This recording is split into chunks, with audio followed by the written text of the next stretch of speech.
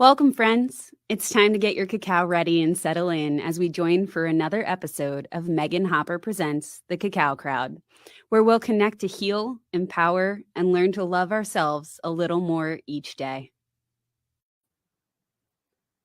We've got a great episode for you today. We're going to work with cacao from bar to cup to what you do afterwards. And I really felt like this was a very important episode, just to make sure that everybody understands how to work with this thing that's in the title of the show. It's something that just has so much magic to it and can help you really dig into your inner work. So I want to make sure that you guys understand exactly what to do with it instead of going into it with hesitation and trepidations.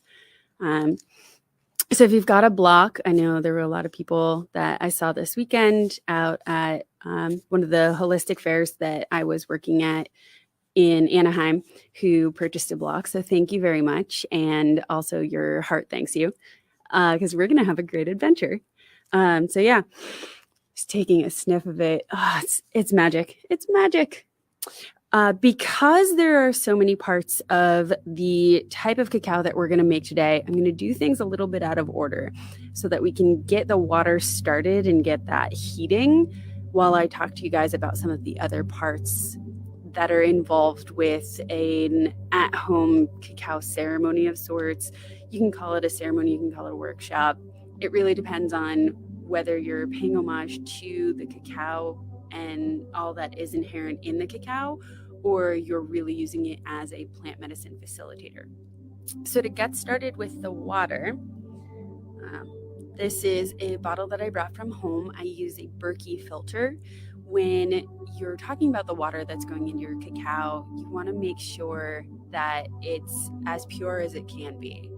And short of going to a mountain spring yourself and collecting it, using something like a Berkey filter or going to a place nearby like the water brewery if you're near Costa Mesa would be a really good option. It takes all of the fluoride, the chemicals, residue from prescriptions that are in the system, everything that could kind of affect the quality of your water just gets streamed out. So definitely something that you want to look into, not just for your cacao for all the time, but definitely when you're adding something to it and activating a plant medicine. So I have my trusty electric kettle conveniently covered with cat fur because my cat decided he wanted to walk on it before we left. And I'm just going to add my water in here and set this to heat up while we go over some of the other questions and important parts of cacao that you guys, or the process that you guys might have. So for the surroundings, since I know a lot of people are like, oh, well, I don't go to yoga studios. I don't have a place where I can set this up. Just try to get somewhere that's relatively quiet. If there's a door that you can close, great. If you can go outside in your backyard or your front yard or a park. I like to go to the beach a lot because I live in California, so that's easy. If you can't get out in nature, definitely bring some of nature into you. So I have a couple of crystals with me today.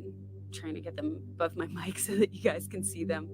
I've got a rose quartz and a clear quartz. And a clear quartz, and we'll do a whole other show on crystals, but a clear quartz is just going to amplify any kind of energies that are coming in, energies that you're working on. It's kind of the magnifying glass of crystals. Whereas a rose quartz is very good for your heart chakra. And again, we'll do a whole other episode on chakras. So don't get hung up on the language. Like I said in my last episode, you are correct. So take what it is that resonates with you and leave everything else. So these are our two little crystals that we're going to work with today. And then you'll notice I'm on the ground today. And under me is a sheepskin. We like to use those in a lot of yoga classes just because it really does bring that natural surface to you, really creates that connection with the whole rest of the world, especially nowadays when so many people are living in high rises and so detached from nature and from the ground. So always good to have something under you. It doesn't have to be a sheepskin, it doesn't have to be crystals. You can go outside and grab some leaves, take some sand from the beach. Be creative, whatever speaks to you. And then the other thing is all of the sensory elements. So if you can turn your lights down a little bit, if you can put some oils together, have the oils in the diffuser kind of effervescing, or even just the music. And then the other thing you want to do is make sure that you're cleansing your space of energies. A lot of people use sage or Palo Santos. You can use selenite if you're comfortable with crystals. Otherwise, just close your eyes and imagine this wonderful bright light coming through your space and cleansing it. So why don't we take a minute and we'll do that now. So just kind of find a comfortable seated position or standing if you're listening to this on the go, because heck, if you're at a grocery store right now, and I know that's kind of my default because everyone has to go to the grocery store. So if you're at a grocery store right now, that space I'm sure could use some cleansing. So just close your eyes if you can. Take a deep inhale through your nose. Deep exhale. And just in your mind's eye, in your imagination, in your vision, see a beautiful white light coming down all around you and filling the space that you're in, clearing out all other energies.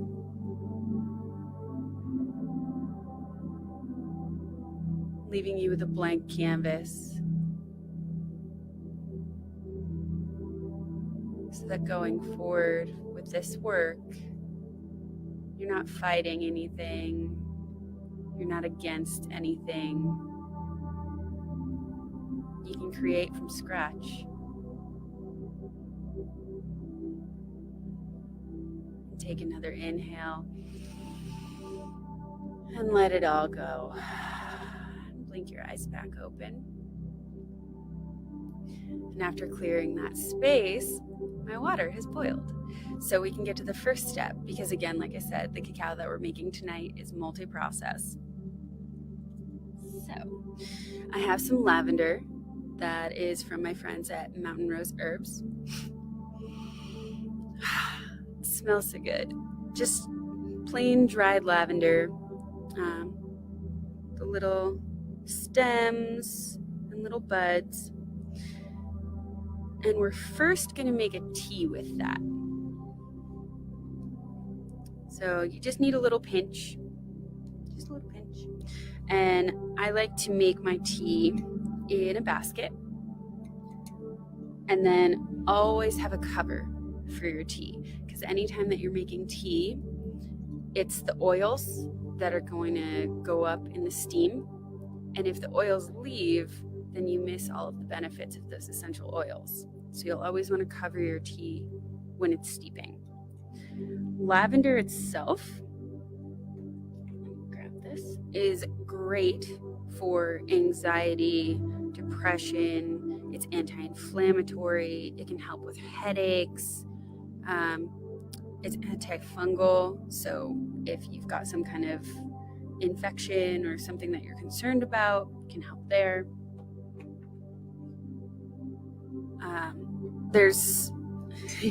I like to make the joke that, the duct tape WD-40 comparison of all you need in the world is duct tape and WD-40.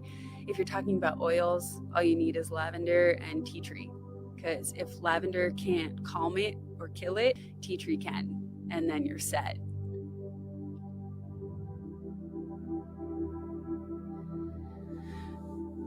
Next, let's talk about your body. So as you can see, I'm sitting in a cross-leg position. If you can't get to a cross-leg position, that's fine. Nobody's saying you have to. It is kind of the standard go-to. You see a lot of people in a cross-legged position when they're doing yoga or meditation. That's because it's really good for posture. It helps to keep your spine aligned.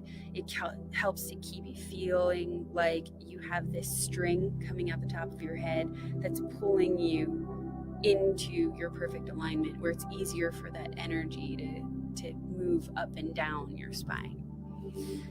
It's not a requirement. If you want to sit up against a wall or a chair or your couch, go for it. I mean, the biggest thing is making sure that you feel comfortable, but that you're still engaged, you're still alert, you're still present. Because this isn't just, time to relax and sleep and chill. It is that. It is restorative in that sense, but it's also some of the most important work that you can do. And so really getting your body in a position where you're not going to be fidgeting, you're not uncomfortable, you're not shifting all the time, you're not feeling these aches and pains, but you're also not falling asleep is perfect. With your clothing, you can see I have on yoga pants and a t-shirt, but whatever you feel comfortable in. If you feel most comfortable in a ball gown, okay, I'm not going to tell you no, celebrate it. If there's a pair of jeans that just feel really good for you, great. And to be honest, it depends on the day. It depends on the time of day. If I'm jumping into a ceremony or to do some work with cacao in the middle of my work day, then I've got work clothes on. Okay. So whatever feels comfortable for you, just roll with that. Also kind of mentioning in that timing. So a lot of people are like, well, do you have to start your day with this? Do you have to finish your day with this? Is this a nighttime? Is this, and it's, again, whatever feels right for you. But I do find in the morning is a good time, because when you wake up, you haven't had all of those other thoughts and feelings throughout the day. So really just jumping into that work with an open mind and open heart, it makes it easier. But if you need an afternoon pick-me-up, nobody's saying, no, don't touch cacao in the afternoon. And, if you want to put it into a moon ceremony or, whatever other ceremony you're working with, the only thing that I would say be hesitant of is don't mix cacao with animal products. So you don't want to use cow's milk or goat's milk, and you don't want to put collagen in your cacao.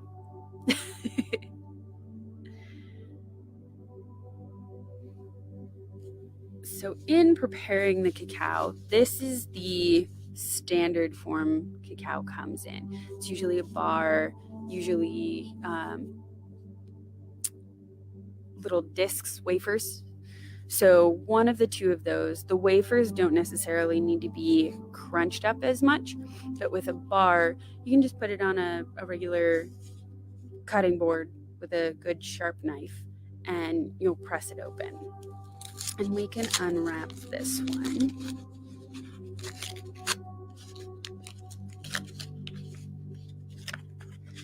I'll try to do this where you guys don't have to hear the crinkling, because I want to show you what it looks like on the inside, because it does not look like a normal chocolate bar.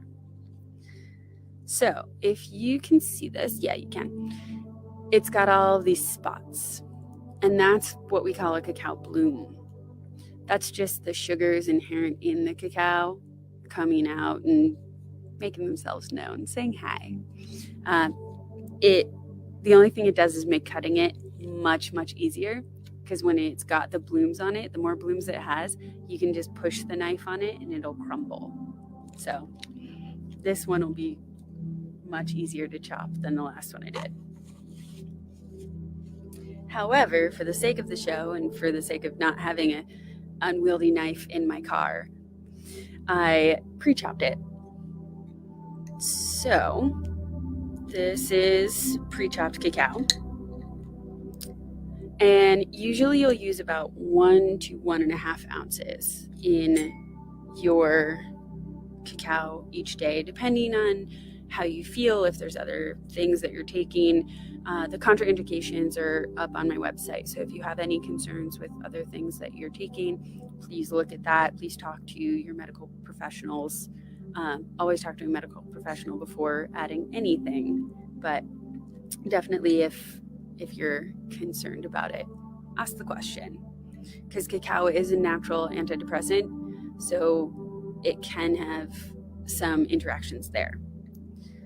Now, I've been working with cacao long enough where I can eyeball how much I'm going to use, but you can definitely get a kitchen scale and actually measure it out if you want to. And you just put the cacao in the bottom of your cup. Pour a little bit of hot water. You want hot, but not boiling. If it's boiling, it's going to separate the fats out, and then your cacao won't have the right consistency. So since that water was boiled a little bit ago, it's not quite boiling anymore. And then I use a little silicone whisk. You can use a silicone whisk, a metal whisk, a wooden whisk if it's hard enough, or just a spoon or fork if you have it, and just kind of push the little nuggets, little crumbs of cacao around a little bit, get them to melt, break down. Always inhaling, starting the experience with all of your senses. You've already looked at it, now you want to smell it, you want to inhale it.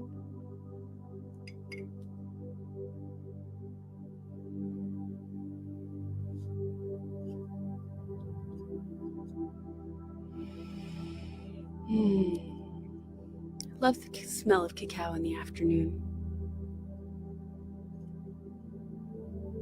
Oh, and your fun fact for the day, the moon has moonquakes. I didn't know that before, but apparently the moon has moonquakes. 3 different kinds. Some that come from way inside. Some that are kind of like what happens here with the plates shifting. And some are just very surface level. So if you're at bar trivia and they say how many types of moonquakes are there, there's 3. And you just kind of keep stirring your cacao until it's mostly melted. You can add more hot water if you need to. We'll do a little bit more.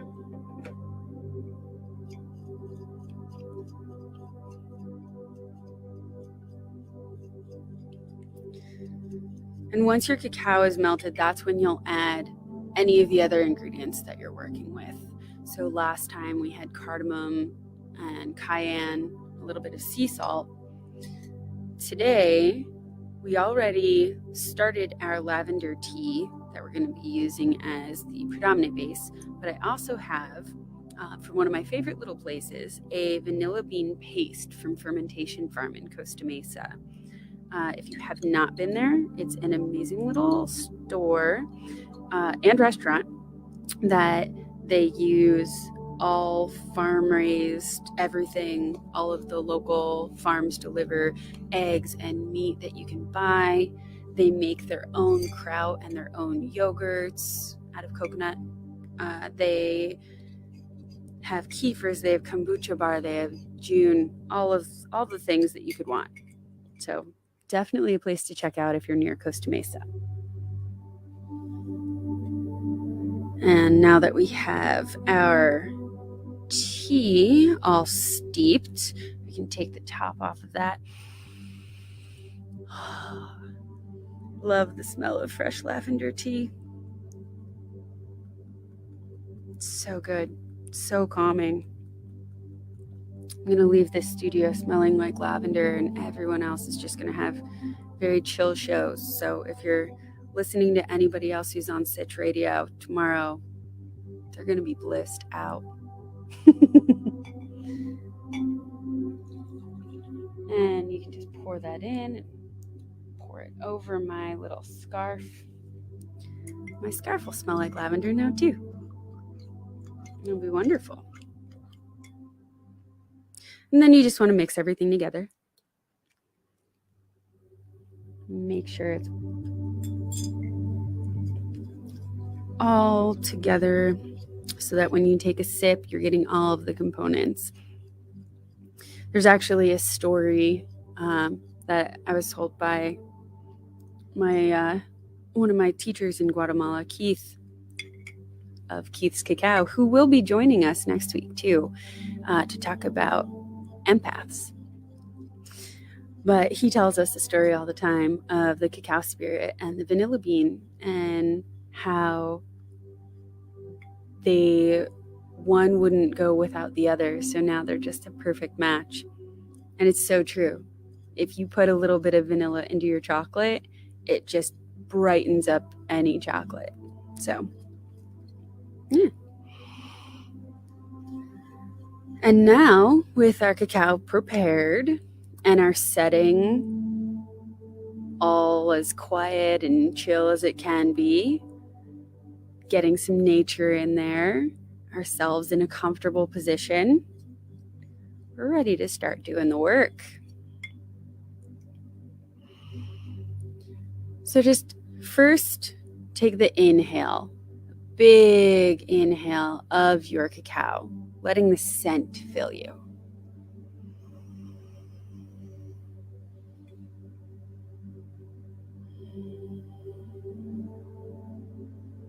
Letting it settle.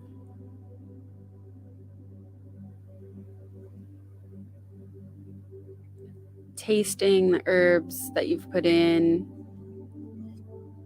the other additives on the back of your tongue from the scent.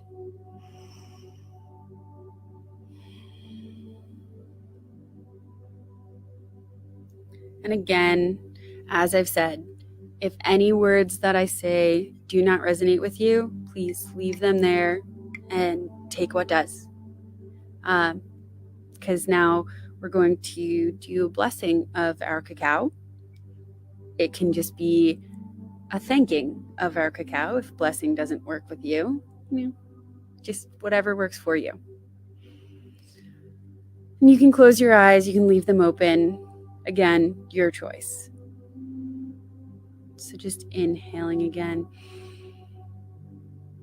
Thanking all of your guides, your guardians, the plant, animal, and nature spirits, the water, the lavender, Mama Cacao, or the cacao spirit.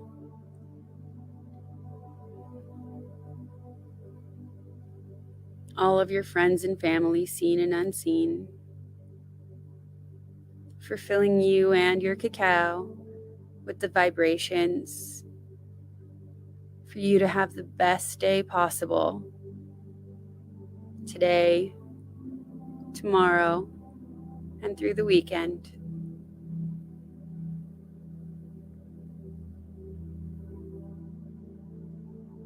Holding that gratitude in your heart, give your cacao either a little stir or a little shake if you have it in a jar, because some of that will settle on the bottom and you don't want to leave any of that goodness. And just take a sip, feeling the warmth of it in your mouth, going down the back of your throat, and working its way all the way through your system, lighting everything up as it goes. It's like flipping on a light switch. It went from dull and inactive to bright and shining, full of energy, full of love, full of excitement and anticipation for what could be coming. And take another sip.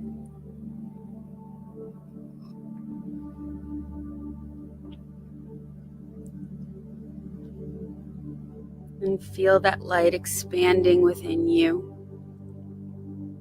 from your throat, from your heart, from your solar plexus, your sacral, and all the way down to your root,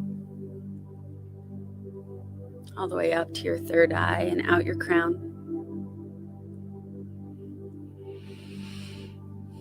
Creating that column of light that comes in through your crown or the top of your head and goes all the way through out where your seat meets the earth, connecting you between the cosmos and Mother Earth herself, holding you, supporting you, loving you.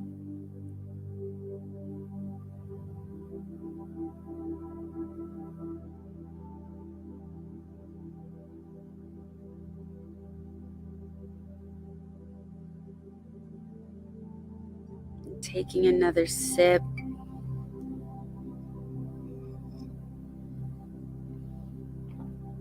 Feeling that energy expanding so that your whole body is just glowing.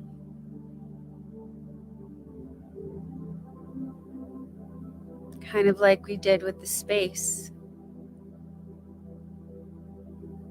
Clearing the space out of anything that was no longer serving us. We can do the same with our body.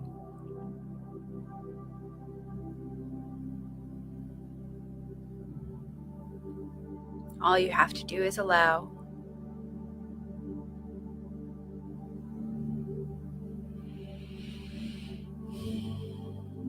And don't forget your breath. Much like yoga, breath is the key to everything. Breath is life. If we stop breathing, that's when we don't exist anymore. Anytime that you feel like you're too far in, you can't think, you get scared, just take a few deep breaths in through your nose and out through your nose. Coming back to where you are, coming back to being present in this moment.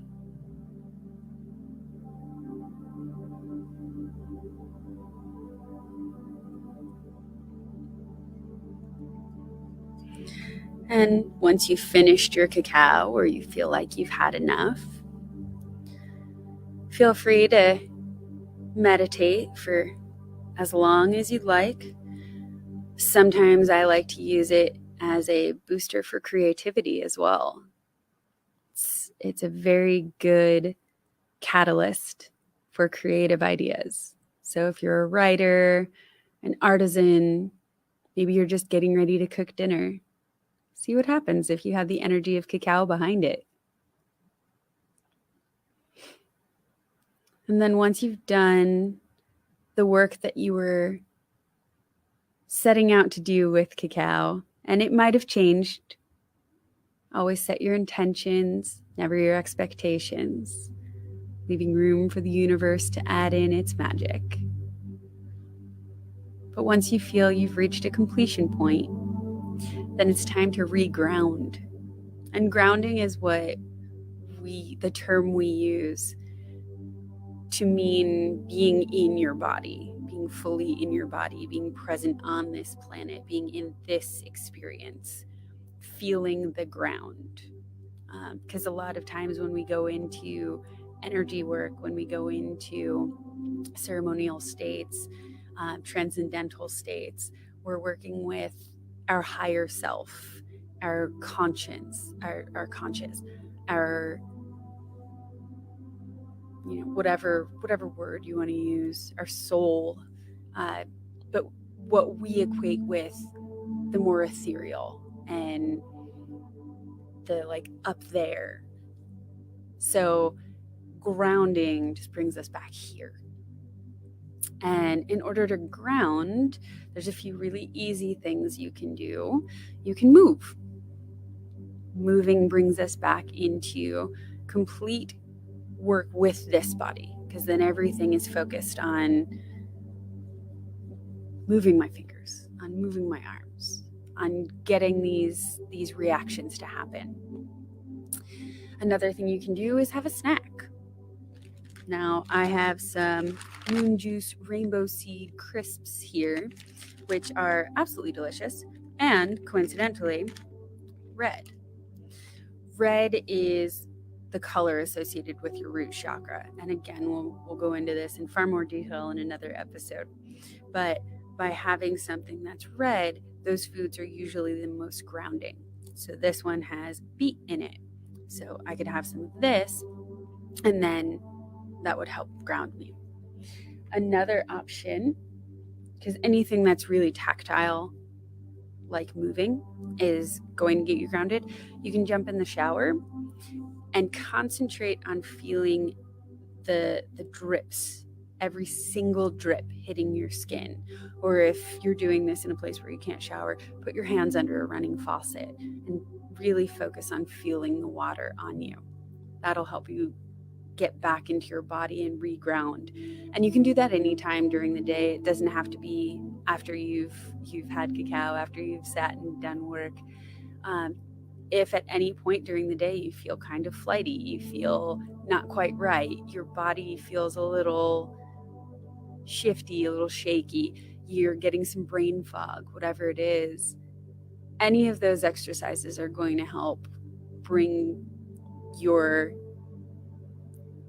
energetic self back in concert with your physical self and mend that relationship. Because if you're getting those symptoms, it means that you've disconnected in some way. So just do something light and easy to bring yourself back to yourself. Yeah. So I hope you guys have learned a little bit more about cacao, about using cacao, about grounding, about what we're going to be doing here in a much lighter sense throughout the course of this podcast. Again, usually I'm going to make the cacao ahead of time. I invite you guys to do so as well, because then we can really dig into some of the other topics, some of the other techniques. And like I said, next week, my friend Keith is going to be here, Keith Wilson of Keith's Cacao, the chocolate shaman, all the way from Guatemala. So that's going to be amazing. And we're going to be talking about empaths. So if that's something that you're excited about, because I definitely am, and we're going to be doing some exercises for empaths too. So definitely check that out. And thank you. Thank you so much for joining me today. Thank you so much for listening, for viewing.